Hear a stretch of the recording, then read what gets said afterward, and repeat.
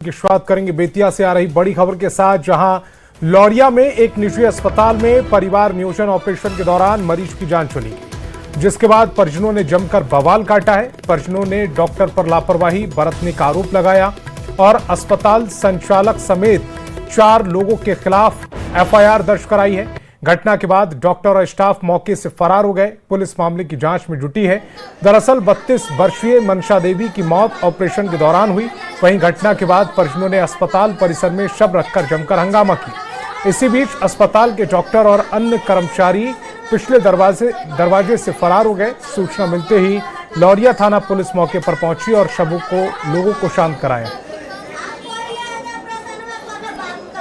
जो है ना जानकारी हमको मिली है और जानकारी मिलते ही हमने अपनी जांच टीम के लिए जांच के लिए पूर्व में भी ऐसा जो भी अवैध नर्सिंग होम था उसकी जांच के लिए हमारी टीम बनाई गई थी और उसी जांच टीम को फिर से एक्टिवेट किया गया है, जो कि इस मामले की तह तक जाकर इसकी पूरी सच्चाई सामने लाएंगे और उसके बाद उचित कार्रवाई अवश्य की जाएगी।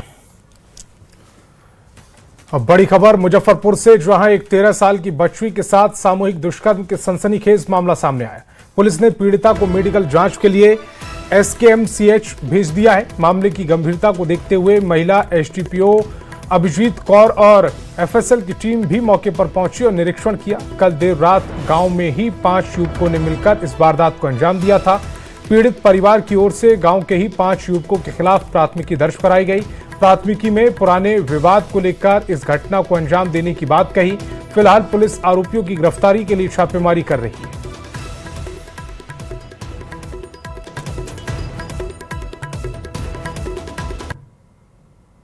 13 वर्ष की लड़की के साथ दुष्कर्म का मामला आया है।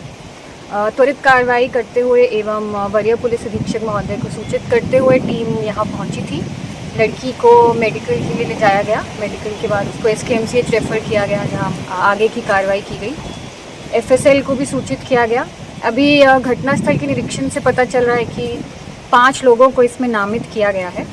पूर्व में भी इनके पिताजी द्वारा बताया गया कि इन्हीं लड़कों के साथ विवाद हुआ था। ये पहले भी घर में घुसने की कोशिश कर चुके हैं। अब बड़ी खबर मोतिहारी से, जहां SDM के पोस्टिंग के नाम पर बड़ा खेल का मामला सामने आया। वहीं इस खेल का मास्टरमाइंड राजन जायसवाल को STF ने पटना से पकड़कर मोतिहारी पुलिस को सौंप दिया।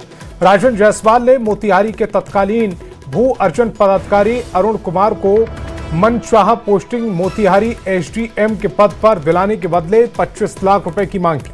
लेकिन जब अरुण कुमार की 12 जुलाई को पोस्टिंग हो गई, उसके बाद राजन जायसवाल ने पैसे मांगने शुरू कर दिए। व्हाट्सएप कॉल, व्हाट्सएप चैट्स के जरिए लगातार वो पैसे की डिमांड करने लगा। इसके बाद SDO अरुण कुमार ने 19 जुलाई को जाकर साइबर थाने में इसकी शिकायत कराई। शिकायत के बाद मुख्य आरोपी राजन कुमार को वंदे भारत ट्रेन में सफर करने के दौरान गिरफ्तार कर लिया गया।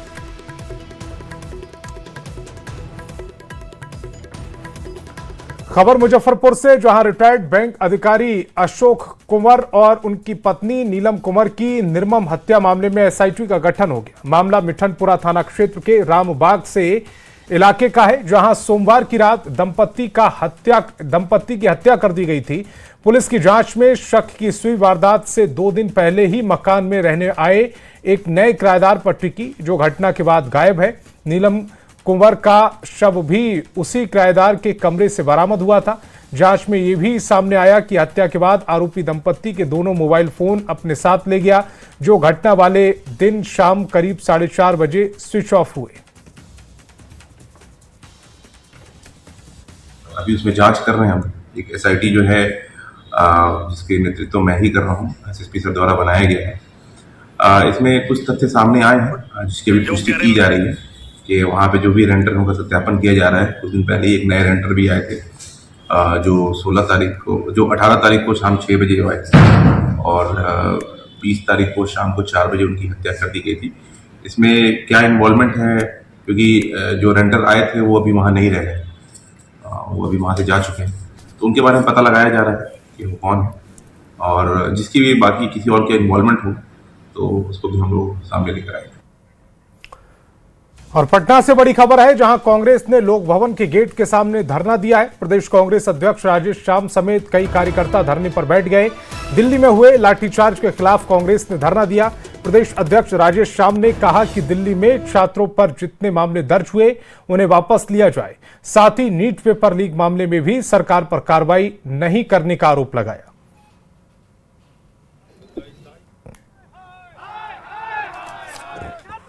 लोग धरने पे इसलिए बैठे हैं कि हमारी 3 मुख्य मांगे हैं। पहला मांग ये है कि पूरे देश में जिस तरह से आपको दिल्ली के अंदर छात्रों के जो है प्रोटेस्ट, जो शांति प्रोटेस्ट कर रहे थे, उनके खिलाफ जितने भी मुकदमे दर्ज हुए हैं उस मुकदमे को वापस लेने के लिए हम गवर्नर हाउस के तत्काल लोक भवन के सामने बैठे हैं। नीट पेपर में जिस तरह से लगातार लगभग 119 बार पेपर लीक हुए, उस पर कोई अभी सरकार का समाधान नहीं आई है।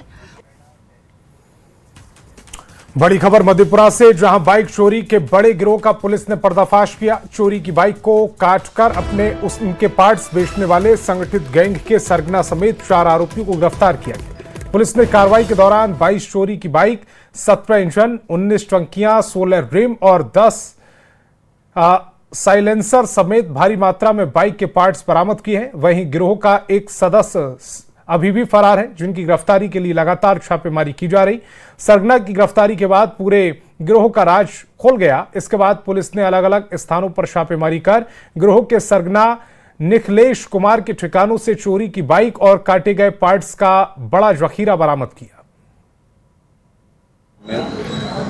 कुंजू और कुमार को गिरफ्तार किया गया। मोटरसाइकिल में इनकी निशानदेही पर अन्य अभियुक्तों की भी गिरफ्तारी हुई है। और उसके बाद भारी मात्रा में मोटरसाइकिल का पार्ट बरामद हुआ है। खबर रोहतास से, जहां डालमिया नगर से पुलिस ने एक लुटेरी दुल्हन और उसके गिरोह का भंडाफोड़ किया।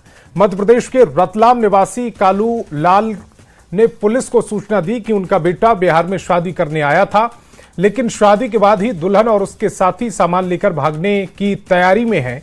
कार्रवाई करते हुए पुलिस ने डेहरी रेलवे स्टेशन से लुटेरी दुल्हन को उसके 4 सहयोगी के साथ धर दबोचा, जिसमें दुल्हन की नकली मां और बहन बनी सासाराम की अनीता देवी और औरंगाबाद की गीता देवी के साथ साथ रतलाम का बिचौलिया राजू राठौर भी शामिल है।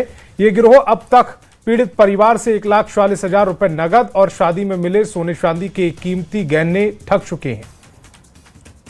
सूचना का सत्यापन किया गया तो पाया गया कि ये कुछ लोग हैं, जिसमें जो दुल्हन थी वो यहीं सासाराम रोहतास की रहने वाली हैं और कुछ लोग एक बिचौलिया हैं जो दूसरे अन्य जगहों के रहने वाले। उन लोगों ने एक षड्यंत्र कर ठगी के लिए इस तरह का लड़का जो है उससे शादी कराया था और उसके बाद उससे करीब जो बिचौलिया है, करीब जो वादी हैं, उनसे 1,40,000 रुपये भी ठग कर लिए थे और उसके बाद उनका ये धंधा था कि वो लोग पैसा लेके फरार हो जाते। इसको थानाध्यक्ष द्वारा अविलंब कार्रवाई करते हुए इस घटना में शामिल जो दुल्हन थी और उनके साथ कुल 4 लोगों को गिरफ्तार किया गया है।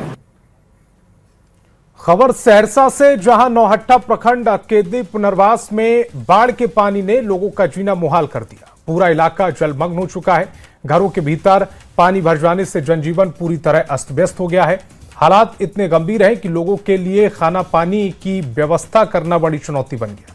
कई परिवार अपने जरूरी सामान और मवेशियों के साथ ऊंचे बांधों और सुरक्षित स्थानों पर शरण लेने को मजबूर है, जहां महिलाओं, बच्चों और बुजुर्गों को सबसे ज्यादा दिक्कतें आ रही हैं। केना निकलबै, कोई देख जेबै, बाल बच्चा माल जाल सब बेघर छै त की करबै। कब से पानी चल रहा है इधर? परसुए से पानी चल रहल छै त केना निकलबै, कोन साधन छै। हमरा आर के वोट ले ले छै, घर में सुत रहे छै। क्या मांग कर रहे हैं जिला प्रशासन से? किया मांग करे छियै, व्यवस्था दियो, खाना खर्चा के ला दियो। हमरा आर के निकलब टपब, कोई देख टपब। पहले तो पानी कम सम रहे आ काल्हि खुना पानी एकाएक पानि अयलै हन अंगना में अयलै हन। देखियो केना पानी से लगल, धिया पुता आर के और सियानो आदमी के कतौ नहीं जाए छै। कोनो व्यवस्था नहीं छै, नहीं नाव छै, नहीं पानी या वर्षा है छै, पानी फाटल छै, ओहिमे केना रहतै बाल बच्चा। की मांग छै जिला प्रशासन से? की मांग छै, प्लास्टिक दै छै, एगो लाह देतै, जे लोग अपन जेते हाट बाजार करते, साग सब्जी लेते, एठना रहते और की मांग से। की नाम भेले अहाँके? रात से हम लोग को पानी सता रहे हैं, नहीं निकले की व्यवस्था है, नहीं कोई ला देते हैं, नहीं सरकार ला अभी तक नहीं दिए हम लोग को। तो कहाँ जाएगा, बाल बच्चा बीमार पड़ेगा और कौन चीज बारात बिरात होगा, पानी आएगा, कहाँ जाएगा सब लोग। क्या मांग करते हैं आप सरकार? हम लोग को चाहिए ला चाहिए, क्या ला चाहिए, खाने पीने की व्यवस्था करिए। खबर मुंगेर से, जहां असरगंज थाना क्षेत्र में आकाशीय बिजली की चपेट में आने से 35 साल के मजदूर की मौत हो गई। मृतक की पहचान छोटी कोरियन गांव निवासी विनोदी यादव के रूप में हुई है। स्थानीय लोगों ने उन्हें बचाने का प्रयास किया, लेकिन तब तक उनकी मौत हो गई। सूचना मिलते ही पुलिस ने मौके पर पहुंचकर शव को कब्जे में लिया और पोस्टमार्टम के लिए सदर अस्पताल भेज दिया। बांकीपुर उपचुनाव में आरजेडी उम्मीदवार रेखा गुप्ता ने पूरी ताकत झोंक दी है। रेखा गुप्ता ने आज कई जगहों पर चुनाव प्रचार किया। रेखा गुप्ता ने कहा कि बीजेपी का भ्रम टूटेगा, हर हाल में जीत उनकी होगी। मुद्दे विकास के मुद्दे हैं, सूखे नशे का मुद्दा है, पानी का मुद्दा है। मैं ऐसी प्रत्याशी नहीं हूं जो कहूं कि मुझे रोड सड़क से मतलब थोड़े है। अभी जो प्रत्याशी मैदान में है वो कहते हैं कि मेरा काम नली नाला सड़क कराना। ठीक है, तो भाई आ किस लिए रहे हो, करना क्या चाहते हो? जनता उसी के लिए चुनेगी। जनता को वही चाहिए, विकास होना चाहिए इस एरिया का। जो आपने ग्रामीण बांकीपुर बना के रखा है इस एरिया को, उसे बदलने की जरूरत है। और इस बार जनता हमारे साथ है, क्योंकि जनता आक्रोश में है। और 5वें सक्षमता परीक्षा का परिणाम जारी हो गया है। बिहार बोर्ड के अध्यक्ष त्यागराजन एसएम ने रिजल्ट जारी किया। 5 जून को परीक्षा आयोजित हुई थी। कुल 14,512 अभ्यर्थी शामिल हुए थे। सभी श्रेणी मिलाकर 30% पास हुए। बिहार बोर्ड अध्यक्ष ने बताया कि जल्द पटना के 10 स्कूलों में जेईई और नीट की कोचिंग कराई जाएगी। सभी मॉडल स्कूल में कोचिंग की सुविधा उपलब्ध होगी। डाउट लगता है उस पोर्टल में वो जा करके टीचर को खुद सेलेक्ट कर सकते हैं। अच्छे टीचर्स को सेलेक्ट कर करके हमेशा 24 घंटे टीचर्स ऑनलाइन उपलब्ध रहेंगे। तो वैसे टीचर को सेलेक्ट करके वो संवाद कर सकते हैं, क्लियर कर सकते हैं। 4-5 मिनट, जितना मिनट उनको जरूरत है कर करके वो सेशन कंप्लीट कर सकते हैं। तो ये अगर उनको पसंद नहीं है तो दूसरा टीचर के पास भी वो जा सकते हैं ऑनलाइन। और पटना से बड़ी खबर है, स्वास्थ्य सेवाओं से जुड़ी बड़ी सौगात। जीजीएस अस्पताल में नया भवन बना है। कल सीएम सम्राट चौधरी इसका उद्घाटन करेंगे। 38 करोड़ की लागत से 100 बेड वाला ये भवन, डायलिसिस, सर्जरी जैसी आधुनिक सुविधाएं इसमें उपलब्ध है। भद्र घाट पर रिवर फ्रंट का भी उद्घाटन किया जाएगा। तो पटना से बड़ी खबर है, तस्वीर भी देख लीजिए। इसी का उद्घाटन होना है। जीजीएस अस्पताल का ये नया भवन है।